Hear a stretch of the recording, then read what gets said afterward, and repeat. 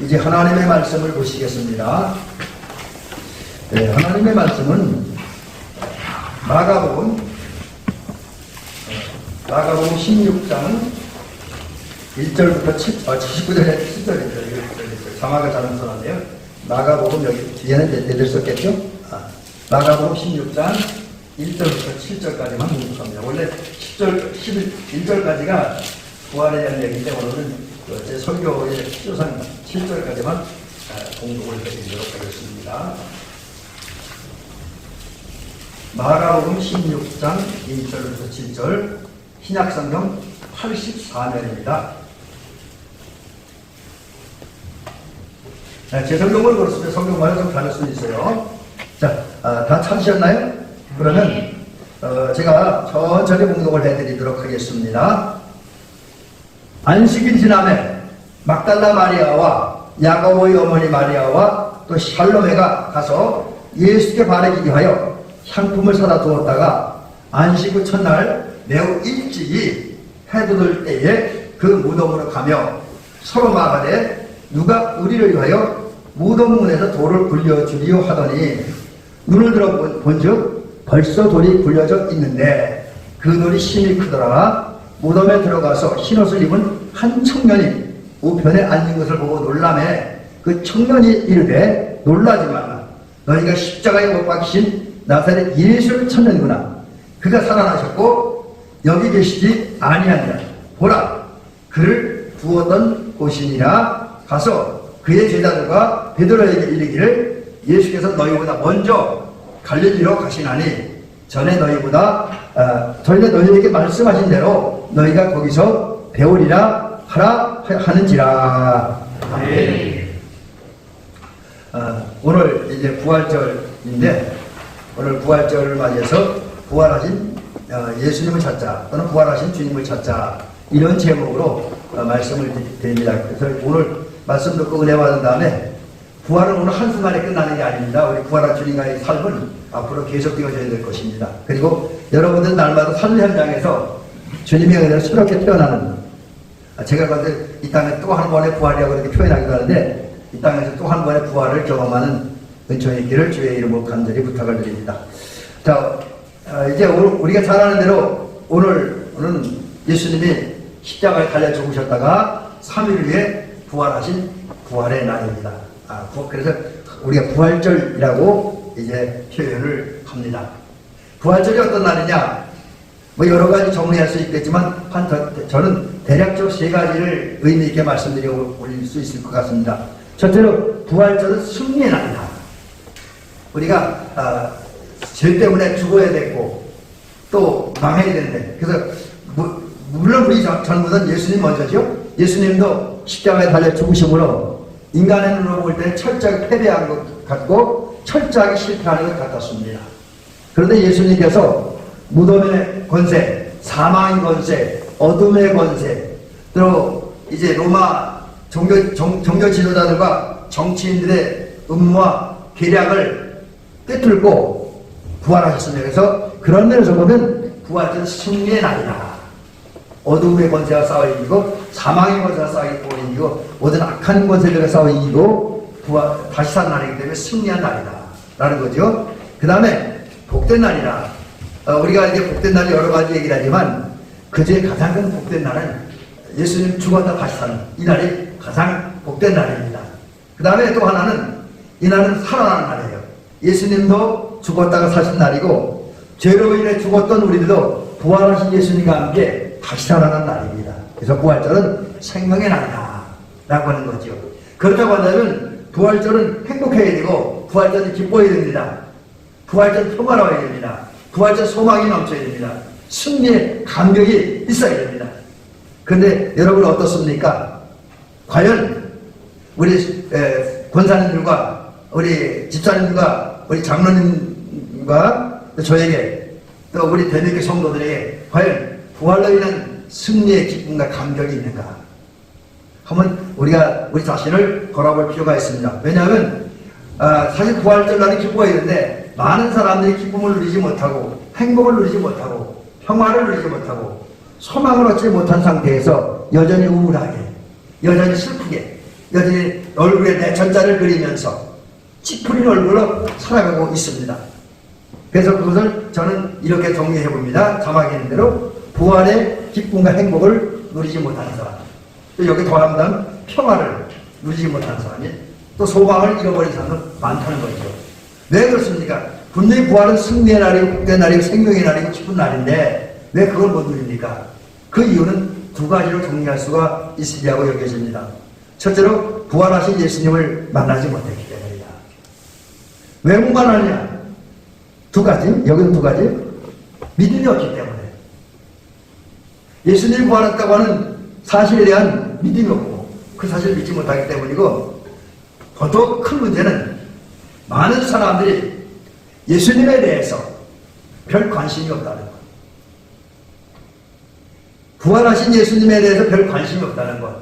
무감각하고 무관심하다는 것 때문에 이 부활하신 예수님을 만나지 못했고, 그러다 보니까 다 마땅히 기뻐해야 되고 행복해야 되고 평화로워야 될 이 부활절 날에 그 기쁨의 행복, 평화를 또 소망을 누리지 못하고 살아가는 사람들이 많이 있습니다. 그러나 주님이 부활하신 날에 적어도 성도를 드리려고 하면 부활하신 예수님을 통해 이제 그 승리와 기쁨, 평강을, 행복을 느끼고 경험하고 누려야 됩니다. 여러분, 우리 자막에는 말씀과 같이 우리 대명교 성도님들, 우리 장로님, 우리 권사님들, 집사님들 지금까지 물론 그렇게 사셨겠지만 앞으로 더더욱 승리하는 삶을 사시기 바랍니다. 인생의 경제에 승리하시고 영적 싸움에 승리하는 성도들 되시기를 주의 이름으로 간절히 부탁드립니다. 그리고 순간순간마다 기쁘게 사세요. 얼굴에 웃음이 샤득 튀어나올 만큼 기쁘게 사시기 바랍니다. 또 평화롭게, 여유있게 안정되게, 그리고 행복하게 사시기 바랍니다. 이게 부활한 주님을 만난 우리 삶이어야 됩니다. 그러기 위해서 오늘 성경에 등장하는, 특별히 마가복음 16장에는 막달라 마리아와 또 야곱의 어머니 야곱의 어머니 마리아 샬롬에라고 얘기하는데, 이 여인들처럼 또 여인들보다 조금 늦기는 했지만 또 가룟 유다를 제외한 다른 11제자들처럼 또 그 외에 예수님을 따라오던 수많은 사람들처럼 부활하신 예수님을 만나는 은총이 있기를 주님의 이름으로 간절히 부탁드립니다. 근데 오늘 그 설교 본문에 나오지 않지만 새벽의 말씀을 전하다 보니까 중요한 사실이 하나 있습니다. 우리가 부활하신 예수님을 만나기 뭔가를 해서 예수님을 만나는 게 아니라, 물론 마태복음에도 그 여인들 마태복음 28장에는 막달라 마리아와 다른 마리아라고 그랬습니다. 예수님 무덤을 찾아간 사람들이. 근데 그분들이 예수님을 찾아간 것도 사실이지만, 아까 우리 장로님 기도하신 대로 사실은 그분들이 무덤에서 예수님의 부활 소식을 들었지만 부활하신 예수님 만나는 그 뒤입니다. 8절에 나오죠. 마태복음 28장 9절에 보면 그 뒤에 예수님을 만났어요. 근데 그 과정이 어떻게 만났냐? 여인들이 예수님을 부활하신 예수님을 쫓아다니는 게 아니라 예수님의 부활 소식을 듣고 갈릴리를 가던 중에 예수님께서 그 여인들을 찾아왔어요. 그래서 성경은 마태복음 28장에는 뭐라 그러냐면 예수님이 그들을 만나셨다, 만나시네라고 기록을 하고 있습니다. 그래서 여기서 우리가 부활하신 예수님을 만나야 되는데, 여기에 대해서 우리가 그 큰 신경을 안 써야 되는 것은, 우리가 주님을 찾기 이전에 주님이 먼저 우리를 찾으신다라고 하는 거지요. 근데 오늘날 어떤 사람들은 이 얘기를 하면 그런 얘기를 하죠. 부활하신 예수님을 만나는 건 불가능하다. 어떻게 우리가 부활하신 예수님을 만나느냐, 이렇게 말들 해요. 근데 이게 뭐냐면 아까 말씀드렸지만 부활하신 주님으로 말미암은 기쁨과 평강을 누리지 못하는 사람들에게 나타나는 현상과 똑같습니다. 왜? 믿음이 없기 때문에. 주님이 부활하신 사실을 믿지 못하는 사람들에게 부활의 주님을 믿음으로 만난다는 것, 영으로 만난다는 건 불가능합니다. 또 예수님에 대해 관심이 없는 사람들, 영적 생활과 신앙생활에 별 관심이 없는 사람들이 부활하신 예수님을 만난다는 것은 불가능하다라고 하는 거지요. 그래서 그 사람들은, 그때 제가 일반 사람들 갈 때 어떤 사람들이라고 표현했는데, 그런 사람들은 부활하신 예수님 만나는 게 불가능하고 또 그러다 보니까 예수님이 주신 은혜를 받을 수 없어요. 그래서 이제 이런 사람들은 결국 포기하고 살아가요. 나 예수님 만나면 틀렸어. 못해. 그래서 포기하고 살아갑니다. 근데 예수 믿는 우리들은 다르지요.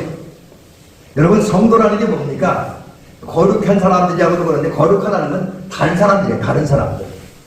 제가 이제 언젠가 한번 성경을 근거로 해서 예수 믿는 우리들의 삶과 세상이 어떻게 다른가 하는 것을 한번 말씀을 전하려고 해요. 그래서 제가 요한계시록을 우리 목사님들과 같이 이렇게 주석을 하고 있는데 그것을 느끼는 사실이 주님이 원하는 교회와 세상이 요구하는 교회는 전혀 다르다. 또 세상이 생각하는 모습과 성도의 삶의 모습은 전혀 다른 거죠.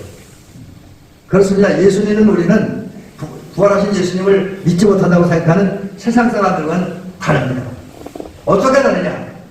우리들은 세상 사람 생각이나 이야기와 다르게 부활하신 예수님을 만나는 게 가능합니다. 이 사실을 믿으시기 바랍니다. 안 믿어집니까? 안 믿으면 저도 어쩔 수 없어요. 근데 하나님의 은혜로 부활하신 예수님을 만나는 것이 가능하다는 믿음이 여러분과 있기를 원합니다. 근데 이거는 내가 하려고 되는 게 아니라 믿어지게 하는 하나님의 은혜가 있어야 돼요. 믿어지게 하는. 그 은혜가 있으면 부활하신 예수님을 만나는 것이 가능하고 또 충분히 만날 수 있다는 거죠. 주님의 은혜가 있으면 주님의 은혜 가운데 이제 부활한 주님을 만날 수 있기 바랍니다. 근데 아까 말씀드린 것처럼 일이 가능한 게 뭐냐? 예수님이 우리를 먼저 찾아오시고 우리를 만나주시기 때문에 가능하다. 그 옛날 예수님의 무덤을 찾아갔던 그래서 그냥 부활소식만 듣고 갈릴리로 달려가는 막달라 마리아와 다른 마리아 오늘 본문들 살롬에 이분들을 찾아왔던 예수님께서 오늘은 우리 찾아오십니다. 또 예수님이 죽으신 날 책임을 들고 겁나서 어느 공간 속에 문을 꽉 잠고 숨어있는 제자들을 찾아오신 주님은 오늘은 우리를 찾아오십니다. 그리고 우리를 만나주시기 때문에 우리 대한민국 성도님들은 주님을 만날 수 있습니다. 그러므로 우리는 상황이 어떠한지 부활한 주님을 만나는 것, 그분의 은혜 받는 것 포기하지 않기를 바랍니다. 포기하면 안 돼요. 우리가 포기하면 하나님을 포기해버립니다.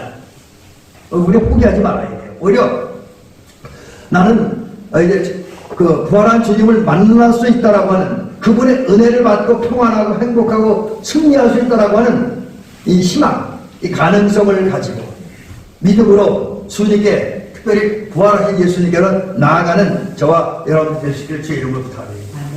그리고 결과적으로 주님을 만날 수 있기 바랍니다. 자, 그러면 이제 우리가 부활한 주님을 만나야 되는데 어떻게 만나느냐? 성경을 통해서 그 해답을 찾아보고자 합니다. 이사야서 55장에 보니까 너희는 여호와를 만날 때에 찾으라. 가까이 계실 때 그를 보라 했습니다. 이거 다 빼먹고 하나님을 만나려면 하나님을 찾으라는 거예요. 이게 이사야 선지자를 통해 들려지는 하나님의 말씀입니다. 또 예수님도 마태복음 10장의 7절부터 8절 산상수훈들이 이렇게 말씀하십니다. 구하라 그러면 너희에게 주실 것이요 찾으라 그러면 찾아낼 것이요 문을 두드리라 그리하면 너희에게 열릴 것이니 구하는 이마다 받을 것이요 찾는 이가 찾아낼 것이요 두드리는 이에게 열릴 것입니다. 여러분 이 말씀에 의하면 우리가 부활하신 주님을 만나려면 아까 말씀드린 주님 찾아야 돼요. 예수님을 찾아야 됩니다. 그리고 또 마태복음과 연결시켜서 얘기하면 예수님께 부르시죠. 기도해요. 어떻게? 자막에 예수님 나 좀 만나달라고. 나 좀 만나달라고 기도해야 된다고 하는 거죠. 소리를 내서 입을 크게 열어 기도해야 되고 그 다음에 찾는다라고 하는 말은 이 원래 이 단어 속에는 탐구한다, 연구한다라고 하는 뜻이 담겨져 있습니다. 자, 그렇다고 한다면 저와 여러분들이 기도만 하는 것으로 끝나는 것이야. 기도한 다음에 내가 어떻게 하면 부활하신 예수님을 느끼고 경험하고 만날 수 있는가? 이것도 우리가 기도하며 묵상해야 돼요. 생각해야 됩니다.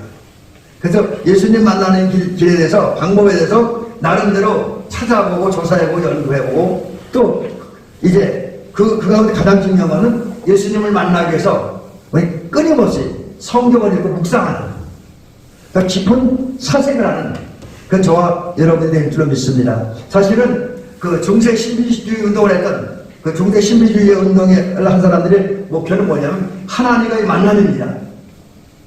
그리고 하나님 하나 되는 게 그들 삶의 목표였는데, 그것을 위해서 이분들이 한 일이 뭐냐면 수도원에 들어가서 때로는 깊은 묵상을 합니다. 깊은 생각을 해요. 성경을 읽고 묵상하는 일.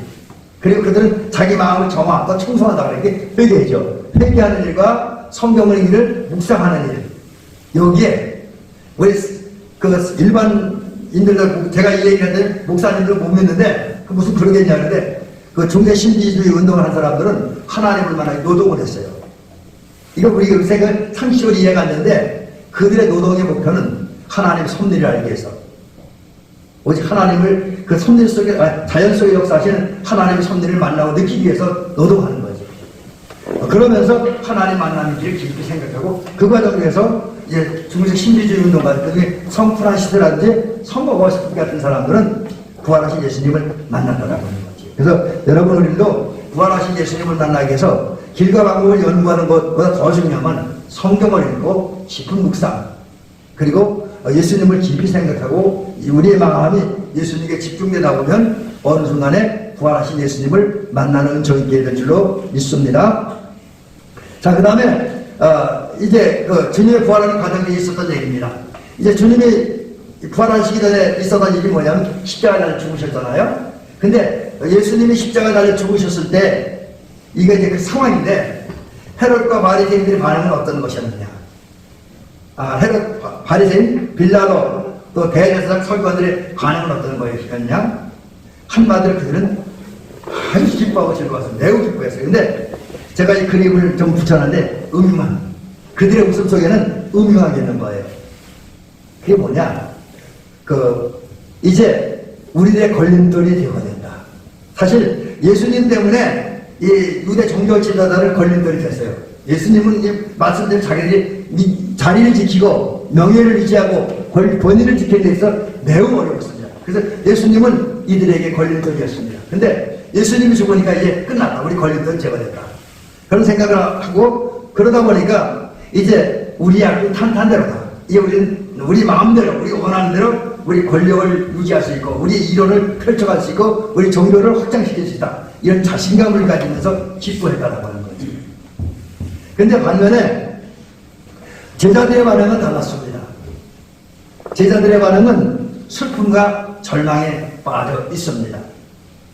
왜 그러냐면 제자들의 입장에서 볼 때 12제자뿐만 아니라 다른 제자들 마찬가지, 자기들이 그렇게 믿고 따랐던, 적어도 우리 민족의 메시아라고 생각했던 그 예수님께서 십자가에 달려 죽으시니까 이제 끝났다. 다 틀렸다. 우리가 구원받는 것도, 우리 민족이 구원받고 이 나라의 새로운 나라가 건설되는 것도 다 틀렸다 라는 생각을 하면서 좌절하고 포기하고 절망에 빠집니다. 그래서 지금 제자들은 가장 심각한 질병에 걸린 것입니다. 여러분, 사람들의 가장 큰 질병은 뭐냐? 어떤 철학자, 제가 기억하기에는 히에르 피고르라고 하는 분이 그런 얘기를 합니다. 사람에게 있어서 가장 무서운 질병은 암이 아니라는 거예요. 절망이라는 거예요. 절망. 지금 그런 데를 보면 예수님 십자가에 달려 죽으신 이후에 가지고 있었던 제자들의 마음, 절망과 좌절과 포기는 결국 그들을 가장 심각한 정신적, 심적, 영적 병에 걸리겠다라고 하는 거죠. 또 그런 병에 걸렸기 때문에 이들은 예루살렘을 떠나서 고향으로 돌아갔습니다. 특별히 고기잡이라는 어부였던 많은 제자들은 고향인 갈릴리로 돌아가고 거기서 일생활에 빠진 고기잡이를 하고 있습니다. 그러나 이러한 사람들과는 다르게 끝까지 예수님 곁에 머무르면서 예수님을 위해 헌신한 사람들이 있습니다.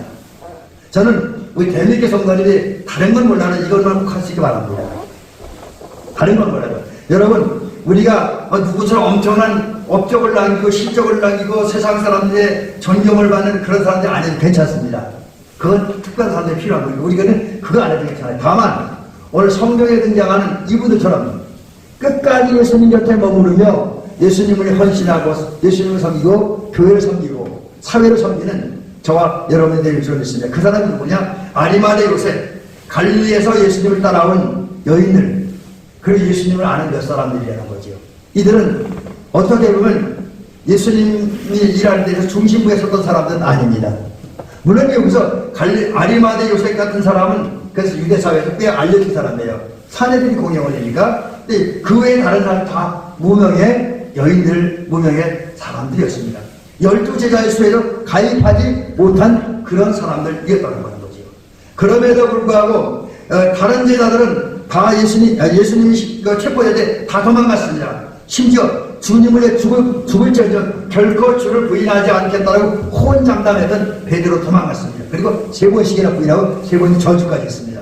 그런데 아리마대 요셉이라든지 또 갈릴리에 따라온 여인들, 그 중에 오늘 본문에 등장했던 막달라 마리아와 그 여인들은 끝까지 예수님을 따랐어요.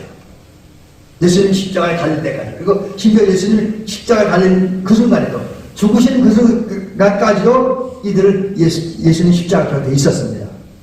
더 나아가 아리마대 요셉과 이분들은 예수님이 죽으신 다음에는 빌라도에 가서, 특별히 아리마대 요셉은 목숨을 걸고 빌라도에 가서 예수님의 시신을 달라고 했고, 그러다 예수님의 시신을 받은 다음에 그 시신을 가지고 와서 자기가 파놓은, 준비해놓은 그 무덤에 예수님의 시신을 장사 보셨습니다. 그래서 이 아리마대 요셉이라든지 막달라 마리아라든지 이분들은 비록 아주 화려한 사람들, 유명한 사람들은 아니었지만 끝까지 예수님 곁에 머무르며 끝까지 예수님을 따랐고 끝까지 예수님을 헌신했던 이런 사람들입니다. 바라기는 대명의 성도님들이 이런 성도들 되시기를 주님의 이름을 간절히 부탁을 드립니다. 아멘. 여러분 유명하지 않아도 괜찮아요. 저도 유명하지 않으니까 우리 유명하지 않아도 괜찮아요. 우리가 남들처럼 큰 대단한 일 못해도 괜찮아요. 우리 그냥 최선을 다하면 되는 거예요. 그렇지만 한 가지 분명한 것은 끝까지 예수님을 따르고 끝까지 예수님 곁에 머물러 있고 죽을 때까지 주님을 헌신하는, 봉사하는 그 저와 여러분들이 되길 줄로 믿습니다. 자, 그 다음에 이제 주님을 찾아간 여인들에 대한 얘기를 잠깐 해봅니다. 자, 막달라 마리아와 야고보의 어머니 마리아, 살로메, 마가복음은 그렇게 기록을 하고 있습니다. 마태복음에는 막달라 마리아와 다른 마리아 2명만 기록을 하는데, 어쨌든 요건 성경이 모순된 게 아니라 성경을 기록한 기록자의 기록 목적에 따라서 또 그들이 갖고 있는 자료에 따라서 약간 차이가 있을 뿐이에요. 그건 중요한 건 아닙니다. 근데 어쨌든 여인들이 안식 후 첫날 새벽에 예수님의 무덤을 찾아갔습니다. 첫날 새벽에. 이유는 예수님의 시신의 향유를 발라주고, 마가복음에 그렇습니다. 그리고 새벽에 말씀 전한 바에 의하면 이것도 있고, 또 하나는 이분들이 그 누구보다 예수님을 더 많이 사랑했기 때문에, 사랑하는 예수님에게 마지막 정성과 사랑을 표현하기, 정성을 표현하기 위해서 이제 이분들이 예수님을 찾아갔습니다. 그 시간은 모두가 잠든 시간, 새벽 시간이니까 모두가 쉬는 시간. 근데 이 시간에, 새벽 시간에 예수님을 찾아간 거예요. 그래서 오늘 아까 새벽 시간에도 말씀드린 것처럼 이분들은 새벽 시간에 주님을 찾음으로 주님을 제일 먼저 만나는 복을 받았습니다. 그래서 아까 이분들 신앙을 제가 뭐라고 표현했습니까? 막달라 마리아와 함께 예수님의 무덤을 찾아간 여인들의 신앙은 다른 사람들보다 한 발 앞서가는 신앙, 한 발 앞서가는 신앙, 한 발 먼저 실천하는 신앙, 한 발 먼저 움직이는 신앙, 그런 사랑이었다 라고 하는 것을 새벽 시간에 말씀드렸습니다. 바로 그겁니다. 이 세 여인, 오늘 본문에 등장하는 이 여인들은 남들보다 먼저 한 발 앞서서 예수님을 찾아가므로 남들보다 먼저 주님을 만나는 은혜 받았습니다. 근데 제가 이렇게 그 전에 지나간 얘기는 하지만 이것도 여담이긴 한데, 똑같은 말 하더라도 먼저 하는 게 중요하더라고요. 그래서 의학이나 운동이나 어떤 특별한 기술이 나오면 그 기술의 이름을 붙일 때 뭐라고 붙지? 그 사람, 제일 먼저 했던 사람의 이름을 붙이는 경우가 종종 있습니다. 특히 운동에서는 어떤 사람이 특별한 기술을 먼저 만들어서 그 기술을 사용해 성공하면 그 기술 이름이 그 사람 이름과 똑같아지는 경우가 있다라고 그래요. 그렇습니다. 우리 하여튼 뭘 해도 먼저가 중요한 거예요. 먼저. 똑같은 일에도 먼저가 중요한 겁니다. 그래서 그런 면에서 보면 우리가 하루를 시작한 첫 시간, 우리 인생이 시작된 가장 첫 시간인 그 시간에 믿음으로 움직이는 것이 필요하다. 그래서 그들이 결국 천사를 통해서 남들보다 앞서는 신앙, 한 발 앞선 신앙을 살았을 때 들은 소식이 뭐냐? 놀라지 말라. 너희가 십자가에 못 박힌 나사렛 예수를 찾는구나. 그 다음에 중요한 그가 살아나셨고, 그가 누굽니까? 예수님이 살아나셨다고 하는 거예요. 그러면서 들려준 얘기가 뭐냐면 천사가 그런 얘기예요. 이제 죽은 예수 찾지 말라. 죽은 예수 찾지 말고 부활하신 예수, 사망하신 예수가 아니라 생명이신 예수님을 찾으라. 그렇게 천사는 마리아에게 이야기를 해주고 있습니다. 여러분, 우리가 꼭 기억해야 될 것이 있습니다. 우리 하나님은 그냥 계신 하나님이 아닙니다. 살아계신 하나님. 이게 중요한 거예요. 그냥 계신 하나님은 무기력한 하나님이 될 수 있고 무능한 하나님이 될 수 있고 우리가 관계없는 하나님이 될 수 있는데 살아계시기 때문에 능력 있고 힘이 있고 우리를 일하시는 거예요. 그리고 또 역사하시는, 우리를 일하시는 하나님. 반면에 우리 주 예수님은 우리가 지금 기회를 선포하는 대로 또 성경에 증언한 대로 부활하셨습니다. 예수님은 부활하셨습니다. 이 사실 반드시 믿어야 돼요. 그리고 이분은 부활하셨기 때문에 우리 어떤 관계이냐? 우리의 주인입니다. 우리를 구원하는 분입니다. 우리를 지키시고 보호하시고 인도하시고 우리 삶에 필요한 것을 제공해 주시는 분입니다. 우리를 복된 길로, 은혜의 길로, 생명의 길, 영생의 길로 인도하는 길이요, 진리요, 생명이십니다. 여러분, 예수님은 우리에게 살아계신 하나님, 부활하신 예수님인데 그 예수님께서 우리에게 말씀하는 게 오늘 이겁니다. 죽은 예수 찾지 말고 부활하신 예수 찾으라.